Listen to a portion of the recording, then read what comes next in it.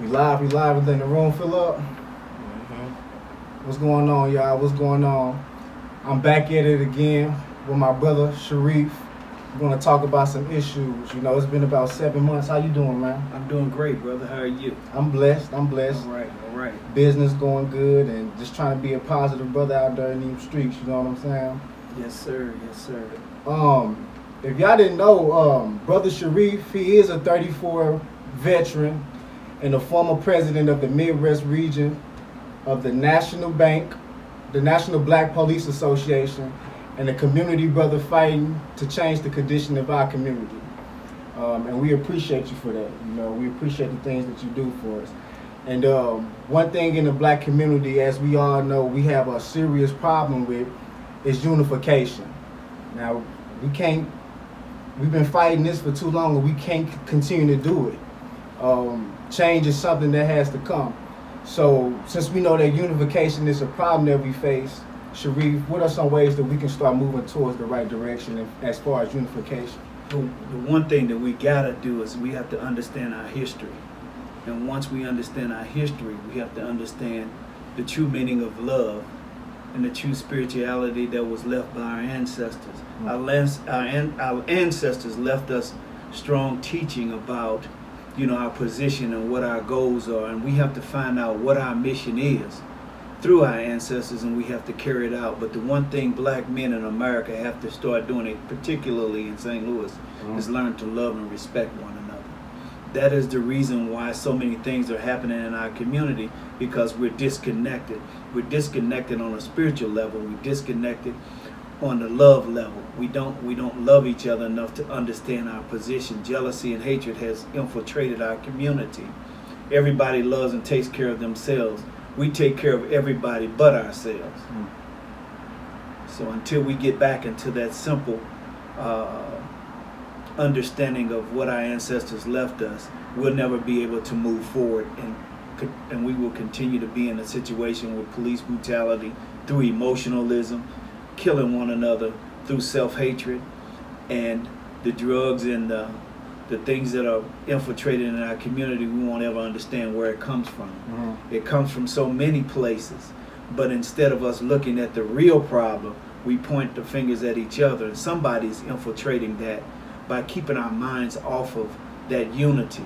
And that unity is what's going to carry us, and that's the one thing that we want to talk about, unity and solutions. We don't ever talk about solutions. Everybody's on emotional binge, but we have to talk about the solutions to our problems within our community. Right, and I think that's why me and you, we come together. Me and you, we on the verge of that. We had it in our heart. That's our biggest desire right now as men, as black men, is to put forth the agenda like, look, hey, you got to come, you got to strap your boots on and be ready to ride down for what's right. If you a believer in Christ, that's what you would do. You're talking about moving forward a lot. Moving forward is to not be stuck on problems, right? That's correct. So we got to start looking at the police differently so we can resolve problems. And they got to start looking at us differently too. Speak on that, man. Well, one of the problems with that is that, brother, true love supersedes any issues that you have. And truth also will step in and uplift those emotionalisms that we have towards other people, including police. Right. One of the things that we have to start doing is instead of talking about the problem, we have to be about the problem. And what I mean about being about the problem, some of us going to have to be policemen. Some of us don't like it. We don't like the system. Rather than to talk about the system, join it and change it. That's why I'm talking to young brothers every day. My love for my community, and the only way I know how to keep this wheel going as far as getting black officers within our community to be policemen is to keep talking to them. That's the only way we're going to solve these problems. If we don't, we're destined to fail. J. Edgar Hoover mentioned this in the 60s when he mentioned that the best way to destroy a black movement is destroy the black unity. And what we've done is we've allowed that to happen, or they've allowed that to happen, and we've allowed them to infiltrate our movement through emotionalism and jealousy of other leaders. Dr. King did one road, Malcolm did another road, Marcus Garvey did another road, Toussaint Louverture did another road, but all the roads lead home. And without jealousy, just because their philosophy was a little bit different, that road still lead to home. That road was freedom, justice, and equality for our people. And until we understand that, we're going to keep failing. Now, we can either be more unified through the African diaspora that has been lost. And I remember when Muammar Gaddafi and those brothers over in Africa, they wanted to join us together to unify this movement. And yet, through gold as a currency, and the United States destroyed Muammar Gaddafi because they saw a movement. And whatever happens, it always tends to fall on us. And again, we have to circumvent those issues and join together in unity and stop hating on one another, stop fighting with one another, and start understanding one's goal of getting to that destination. There can be 9 ways to get to a certain house. Each one of us might drive a different way, but as long as we reach that destination, that's our goal. Right. That's our goal. And our young people have to understand that. You know, I risk everything in my life to do that because just like my ancestors left me with the torch, now I'm passing it on to you. I'm starting to move out and you starting to move in. It's like a flower that goes through the winter, and then when the summer hits or the spring hits, it wilts away the old one and brings in a new one. It's time for the young people to start stepping up and fighting for the black cause, not in a disconnect, but in a unification way. Those are solutions to solving some of our problems. Just because you got a barbecue place and I have a barbecue place, it doesn't mean that we go to, we have people go to one barbecue place. We have them to represent all black businesses to uplift our community. And that's what needs to happen. These are some of the solutions that I really want to hit hard on because our people are lacking that. We're lacking it severely. Hey, y'all, be on the lookout for a podcast that I'm starting, Sherrif and I. It's called The Solutions. We'll be dropping our first episode here in a few weeks. Be tuned to that. I'm going to let y'all know. I'm going to have some guests on there. I'm going to really bring a lot of people together to make some things happen. The solution, how do we rally people around the cause, around the solution? Well, you got to have, great people, great leaders of men that got God. You can see God in them. You don't have to question their how authentic they are, and their morals. So be on the lookout for the solution. Moving forward, what's one way the next time we see a police officer, Sherrif, we can show appreciation, and what's one way they can show to us that they care? One of the things that I think that is important is that a kind heart breaketh away wrath. That's scripture. When you're a kind person and you speak kind words, then good things happen to you. When you see police officers, even the ones who aren't diversified or culturally diversified, to understand what they need and what is needed in our community, just speaking to them breaks away that barrier of them making themselves feel that you're the problem, and breaking away that barrier from you that makes you think that they're the problem. It's a way that you can confront a policeman, black or white, and get your message across, not through emotionalism, but being able to bridge that gap, being able to talk to that person on a higher level than emotionalism. Right. So one able to control his emotions, keep his demeanor in check while, we converse as adults should. Right. Even when you're dealing with a traffic stop and you might run into an ignorant policeman, being black or white, there's a way to handle yourself. There's no need to have a combat or show your manhood in the police car and it's just you and him. You're going to lose because the law is always on his side. That's why they say that he's above the law in a certain aspect. When it comes to you, then you're dealing with him one-on-one. There has to be a way that you communicate and get your point across. Now, if you have a problem, it's not wise to fight or combat him on the street, but it's a way to do it. And you can galvanize the people that love you and care about you in the community that you built, that our ancestors taught us about, to get your message across in the right way. Let me tap in with a question. We can edit this out, but I want you to speak on. I know you were saying, you know, like how to communicate with the police and everything like that, but what do you do when the situation gets escalated, and you know now they draw their firearm or whatever? You know, a lot of these videos that we see, you know, where a lot of black bodies are persecuted, you know, just because the situation was a lot more intensified than it needed to be. Well, so how can we, you know, stop that? And well, one of those problems, brothers, is that I see a lot of the times where... Repeat the question. That way when we do it again, so like repeat how what would I you, just said how to would it. how would I deal with a young police officer who's belligerent, Yes, sir. who draws his weapon, who attempts to show his manhood, or he feels as though you stepped on his toe? How would you deal with him? Well, when you're in that situation, I think that common sense should come into play, but sometimes emotionalism overrides our rational thinking. If you know that that's going to escalate, then it's time for you to just comply and be quiet. And until you get out of that situation, it's best to just follow his orders until you get out of that situation.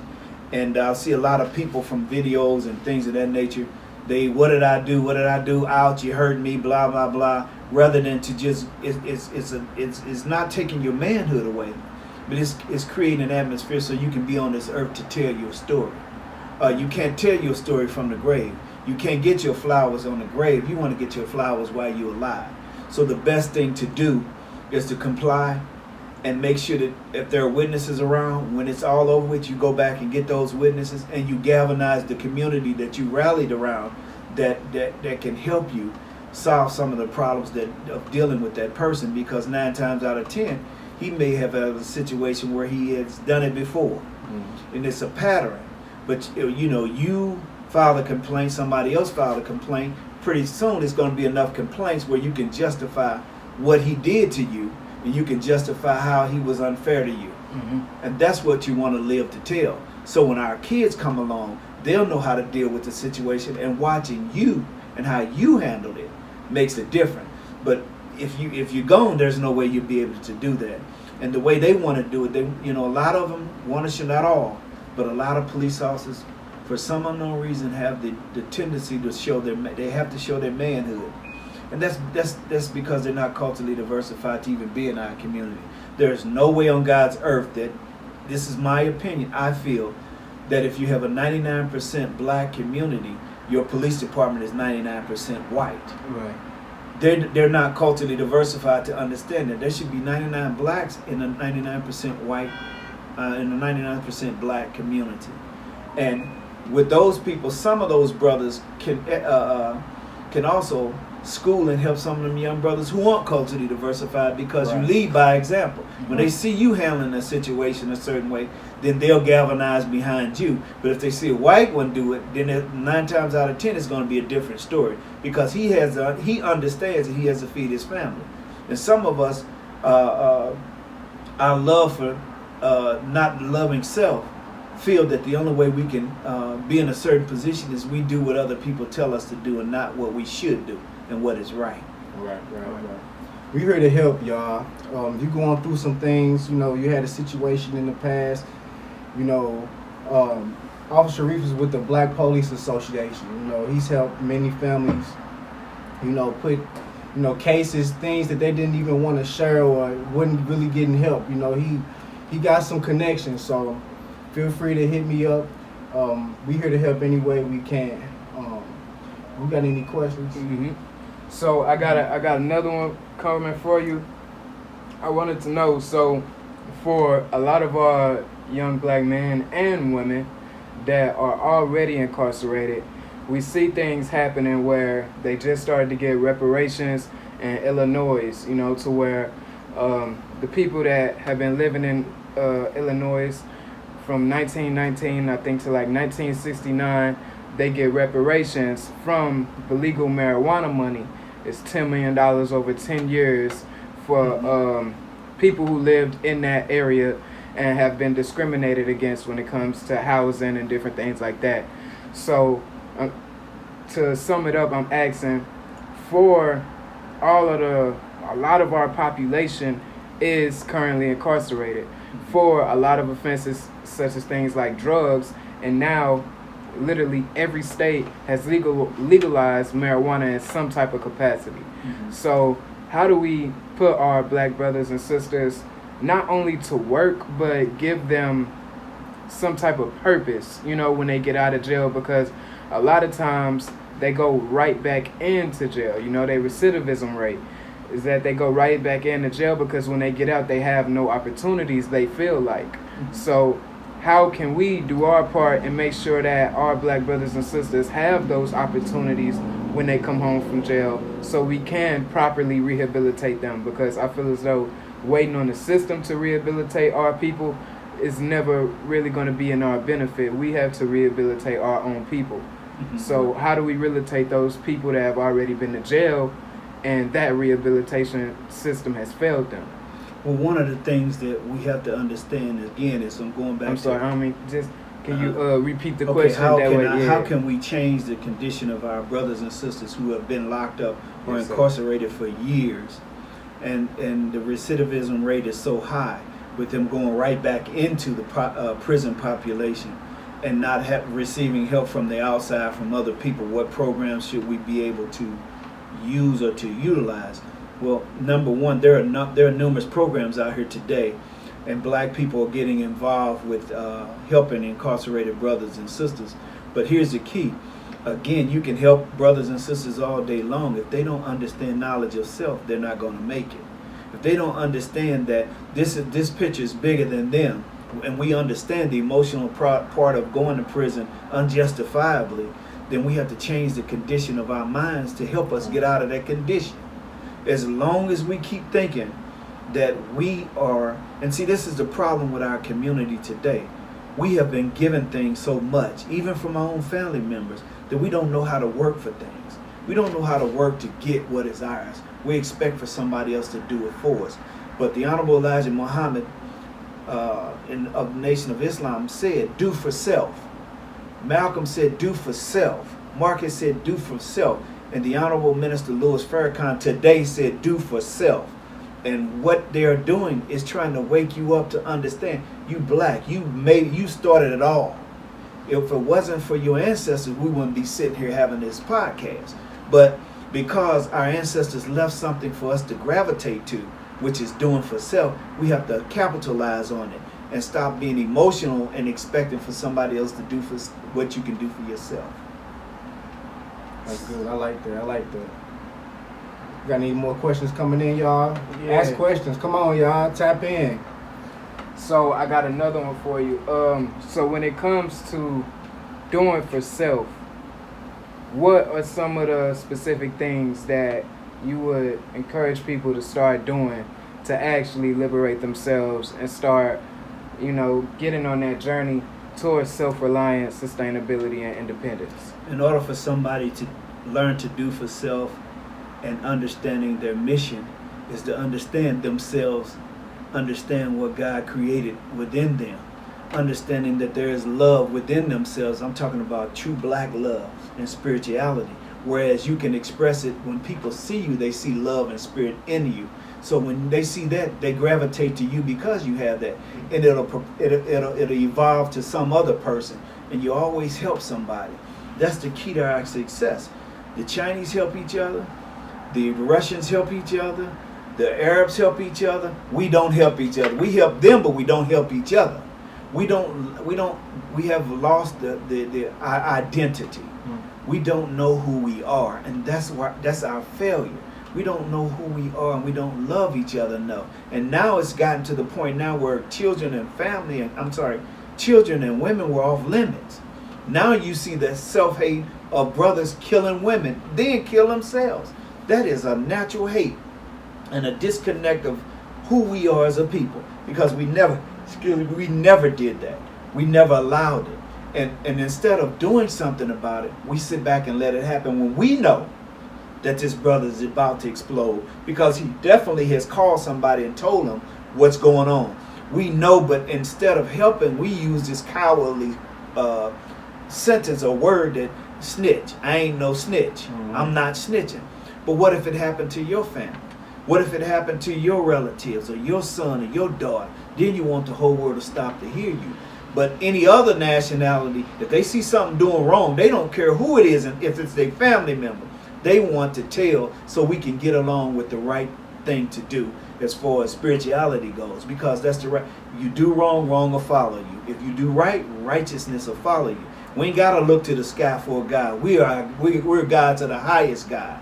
I don't understand why we keep looking for somebody else to save us and on our knees begging when we are the true gods. We are true creators of this world. And yet, we fail to understand and realize who we are. So I say, black man, stand up, stand on your feet, stand on your 90 degrees, your 90-degree angle, and become a man. Love your woman and cherish her. Don't degrade her and demoralize her. She is looking for everybody else to save her because she can't find you to save her. That's an issue that needs to be discussed. That's why we started this solution. Real talk, y'all. Real talk. So what are a few of the things that, because you said that the black man is looking, well, the black woman is looking for someone else to save her because past recollections have shown that we haven't been there to save her. So what can we do today, and how can we be there for our black women today? Because it's a lot more modernized today, and I noticed that a lot of our black women are starting to go elsewhere, you know, dating a lot of white men, and a lot of black men dating a lot of white women, and either way it's all gonna come back home eventually. You know, it's gonna be one big Neapolitan race, you know, on the earth, and it's gonna come back to black anyway. But when we talking about creating that black family, you know, that black excellence and everything that we're talking about, and creating generational wealth, because they say that the net worth of black people is projected to be 0 by 2050. So what things should the black man be doing today to help secure his family, and not only build a family, but how do we first learn how to become men in this world where many of us were never taught? A lot of us never had fathers in the household to show us how to be a real man. So when you say stand up, you know, and be the real black man, how do we do that? You know, what does it look like? Where can we find some of those examples, and how can we embody that energy? Well, in order for us to embody the energy of understanding who we are as black men, is number one, again, I go right back to it, is self-love. And when a woman of color sees a brother with self-love and determination and motivation to love and walk together with his woman and not behind or in front of her, then other men seem to gravitate with that. When he sees his black woman stand strong and firm with her man, then he sees a whole different universe, because the teachings that I know are so true is that the black woman is our civilization. She is the cultivator and the maintainer of everything in this creation, and yet we don't appreciate her. So guess what? When society gets to the point where it destroys us, remember, this Hoover and this stuff has been going on for thousands of years. When the white man came over here, over in Africa, and took us as slaves, he divided us and conquered us and kept the white black man away from his true love. He kept the black woman away from her true love, and he created division. And all the way up until today in modern society, you say society is different. Yes, it is, because instead of the black man being in charge, now the black woman is in charge. Yeah. And unfortunately, through the emotionalism of that black woman, not understanding culture herself and wanting her black man to be who he is, sometimes she abuses her black men because she says that she makes more than he does. That demoralizes him. So when he comes home not having a car, and he just been stopped 5 times going to a job interview, being demoralized when he gets to the job interview, walking home being demoralized again, and he walks through the front door and she's not balanced, then her emotionalism comes out because of not understanding the trials and tribulations that the black man has gone through. And sometimes, not all times, she takes it out on him, not intentionally, but that emotionalism comes in and creates that atmosphere for that. And that's what we have to do. We have to love our sisters and understand and understand that they need us and we need them. You know, you can't have one without the other. I hear this movement, this women's movement, it's not by universal law that a woman be out there by herself. She's got to have her man. You don't see animals walking by themselves. You see the male lion walking with the female lion, the male giraffe walking with the female giraffe, the male cat walking with the male female cat, the male dog You don't see that. I think we're starting to get embalmed or embalmed into society and what society thinks of us, and society has galvanized and built a strong discord with us in our black community. Instead of that type of love and family being created in our homes, the television is our family, the games are our family, the cell phones are our family, clothes are our families, what type of car you have are our family. But God is a total disconnect until we get in trouble. Then we call on God. And we should be calling on him. We should call on him even when you're doing good, because the book that I read says that you call on him when you're doing bad, and when he gets you out of the condition that you're in, you forget about him and go back to your devilish ways until you get in trouble again. Not calling on him when you do good, not calling on him when you lift yourself and your family up to a level of a little bit of betterment. We forget about him. That's another solution that we need to discuss. So we have a whole host of problems within our community that we need to discuss. And I am not angry at the Asians for coming together. They've always been together. They've always come together, but they never supported our community. They set up shop, the Arabs set up shop, they never support our community. We go to them before we go to black businesses, and black businesses are suffering. They say, well, we charge too much. It's one person in the black business. It's 10 or 15 in the other businesses. Naturally, they can buy in bulk when we have to buy by ourselves. So naturally, it's going to be high. Right. And by the time you come to the store, maybe the food will be a little stale because you took so long to get there. But you want to jump on this brother or this sister saying that they charge too much.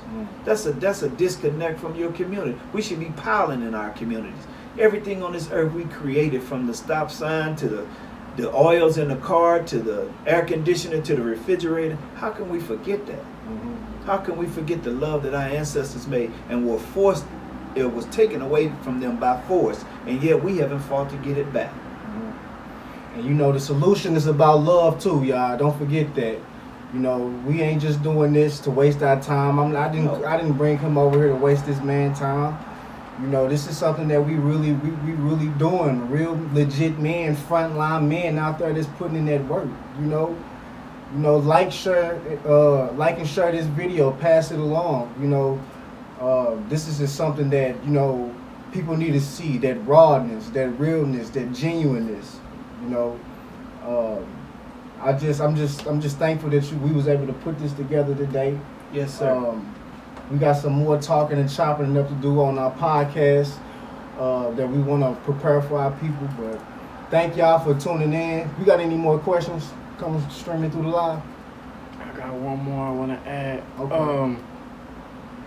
So, with that being said, I noticed that the thing that kept coming up over and over again was self-love, knowledge of thyself, and self-reliance. Yeah.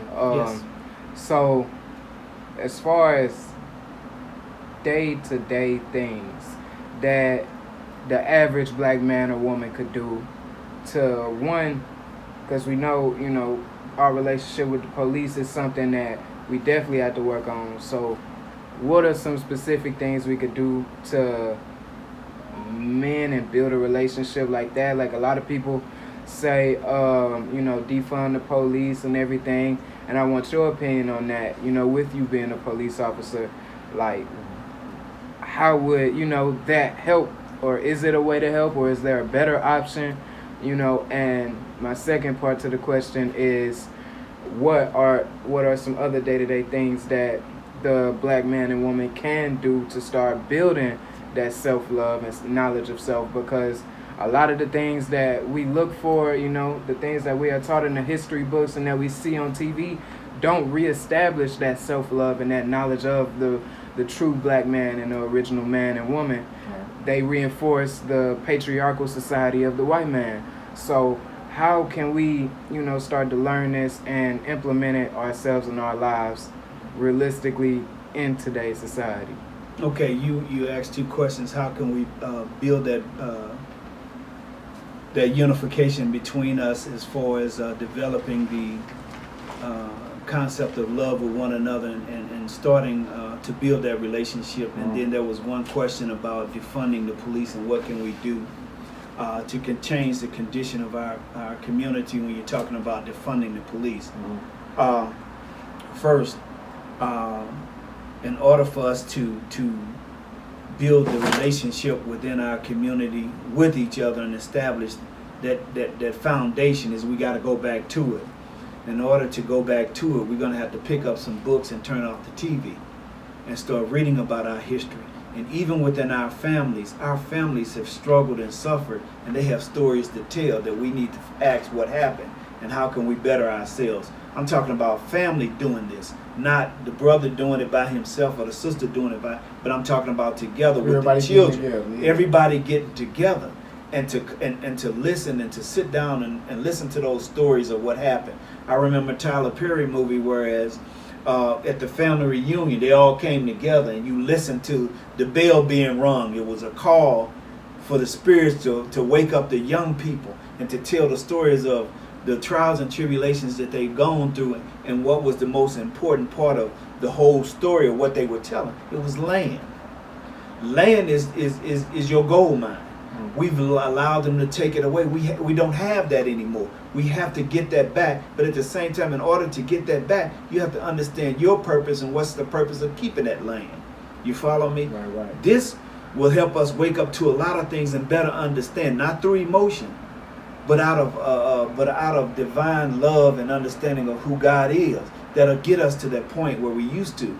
I remember the story of when the slaves were leaving, and even Harriet Tubman, when they were escaping, they were sending codes to other brothers and sisters, and even the Mason brothers who were there going through slavery. And this one song, church song, and everybody knows this song. It's hard for me to believe nobody knows it, but it was "This Little Light of Mine, I'm Gonna Let It Shine." They were talking about a light that they were going to. They wasn't talking about a physical light here. They was talking about a spiritual light.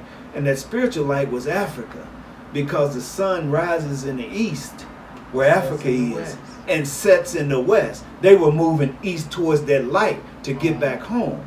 You follow me? So until we understand and understand that spiritual side, we can't get to that light. We have to get to that light so we can say, I understand. When you understand and you get that light, the light in your head gonna light up, and you're gonna say, I understand, because now you see that light that they were looking for, that you should be looking for. Right. There was a Mississippi, there still is, I'm not sure, but there's a group, the Blind Boys of Mississippi, all black blind boys, a spiritual gospel group, and they sang a song called There'll Never Be Any Peace. They talking about us unless God is sitting at the conference table. You ain't gonna get no peace until God is sitting there. I'm talking about the true and living God, the one within you and the one that makes you move towards the light that I'm talking about. Now, as far as the understanding of defunding police and why is it that the community has picked up this concept of defunding the police, I'm very leery about that. And the reason why I'm leery about that is because they saying you take money away from the police, you can put it in different programs. We have different programs. When they took money away and they were supposed to give it to the students in the schools, it never reached that. It reached the interests of those politicians and other people, but it never galvanized towards the real interests of the community. I think defunding the police would mean to me is that you're going to take the little black officers that you have out of the police departments by defunding those police officers, because what they're going to do, the police department, because they're going to be the first ones they get rid of. They're going to be the first ones that say you can't pass a test. They're going to be the first ones that say we don't need you because you got a traffic ticket in the interview and you didn't pay it, so we don't need you. This is what happens to black policemen, and we don't pay attention to our people. When we get into an emotional fight like we have with all of the instances where blacks have been murdered, we move off emotion. never having a solution, but we move off emotion. We want this, we want that, we want this, we want that.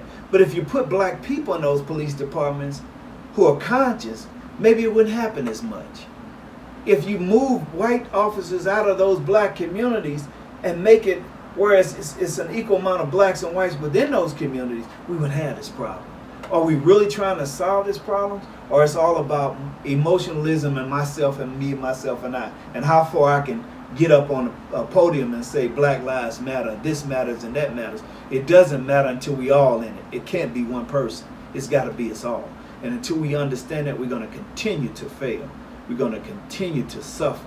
And we're going to continue to have the George Floyds and everybody else. And honestly, every movement that's been going on, but they never talked about George. They talked about George Floyd, but they used George Floyd as a stepping stone to get to whatever they other narrative. Mm-hmm. And it wasn't about the true essence of fighting for the black man.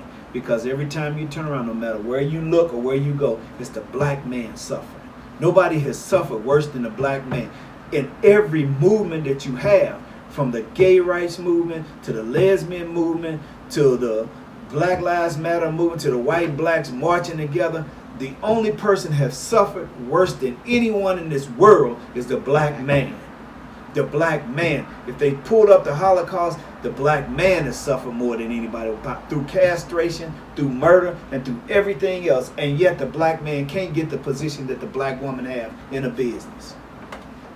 So something is wrong with that. And then your question was, you asked me about in a certain amount of years there won't be enough because we're cohabitating with white women and black men and black men and black women are cohabitating with white men and white women. Well, the beauty of God is that, you know, we're the ones who are suffering, but we're the first and we'll be the last. Why I say that is because, you know, it's hard for us to accept when a black man says this, but I'll say what the white man said. Louis Leakey said 1/8 ounce of a drop of black blood makes you black. So there's no such thing as a mixed race. They can call themselves mixed all they want. You can add Chinese and European and English and all of that into a black man's blood, it will still be black. So we're not going anywhere. They can try their best to change the narrative, but the narrative is going to come out is our people are always going to be on top. We're at the bottom now, but scripture says the bottom rail will become the top rail, and it's starting to happen. But until the black man rises up and take his position, it ain't going to really happen. So until then, we're going to continue to talk about these solutions. And we're going to continue to push black love, you know, and to break all of this havoc that's going on in our community. Black men try for once in your life. When you see another brother say, "How you doing, brother?" That breaks wrath. Then you tell him, "Hey man, I love you, brother." It ain't don't mean you gay. Don't mean you a punk. It's showing your black love, because by you telling somebody you love them and how you doing, brother, that's a prayer. That's equal to a prayer. You don't have to get on your knees and do that. A prayer is that you helping somebody or passing that energy on to that other person to wake his dead mind up. It's a beautiful thing to know that. You know what I'm saying, bro? It's a beautiful thing to know that. Sir. I feel what you dropping, my dude. Yes. I feel what you dropping. Well, that's been another, you know, chop it up, the solution table talk. Like I said, share this video, share it with your family. Hit me in the DM if you want to know more of how you can join and be a part of what we're doing. But until then, God bless you. Hope everybody family in good care. And keep your head up. And we love you.